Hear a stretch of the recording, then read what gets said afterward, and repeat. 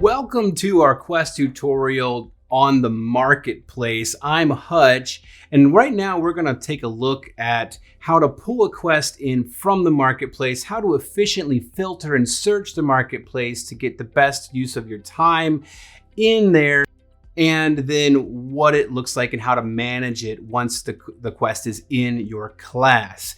If you're not familiar with quests at all, I encourage you to go back to the quest overview to get some basic vocabulary and how quests essentially work. Now, here we go. We're going to join me on my world map here. We're picking up where we left off from last time. I promised that I would show you where I got this coronavirus quest from the marketplace. Here is your quest marketplace. We click on that. It's going to open a new tab. It's going to take us into the marketplace here. All of these quests in the marketplace were teacher created, Classcraft approved, so there's nothing in here that's going to be inappropriate for your class. Let's take a look right here at these featured quests. Not all quests are created equally, and we search around for the best of the best, and then we reward the teachers that create the best quests with a Classcraftified version of themselves. When you click on any quest, you're going to see a description written by the teacher to help you understand what you're about to import, and then you're going to see tags that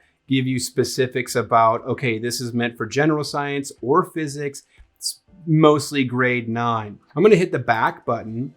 Now, if you're out there in the wild searching for quests, we have filters and we have a search bar. We can filter by grades, we can filter by subject, and we can filter by standards. Let's search for maybe history. So maybe like grade 8 history, and filter, and then it's filtering through over 1,000 teacher created quests. How do you pick which one to go into your class? Well, look for the quests of the month. Those are usually going to be the best of the best, but you can also find quests of the week. And then if you click on the card, it will give you the description. It will give you what classes it can fit into and what grade levels it can go into. And then from there, if you're still excited about this quest, you can import it and preview it within your class before you assign it to students. So how did I find my coronavirus quest? Well, let's search coronavirus. And here are 4 coronavirus quests created by teachers. Here is the one that I imported into my class. Now, I could also further filter this if I wanted to. Maybe grade 9, and I want a coronavirus quest that's going to fall into biology for my biology kids, really applying that learning to their life right now. Click filter, and now there's one that fits the bill, and that's the one that we got.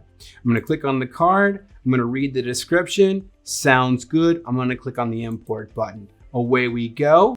It's going to bring us magically back to my Classcraft account. I can select which class I want to put it into. Here's all my classes.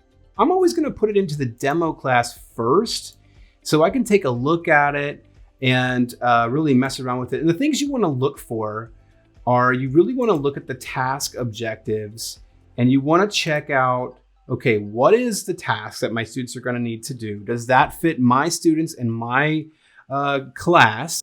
And then check the settings. Make sure that you look at if there's an assignment, which means students are going to be able to digitally submit their work. Update the date, because it's always going to be old, because this is always going to be the date that the teacher who made it originally set for their due date. And then maybe, change the rewards to be how you like it. I always love to enable an early submission reward to encourage my students. And I said it a day before it should be turned in. And I encourage my students with a lot of XP here and a lot of gold to really avoid that procrastination and be a go-getter there.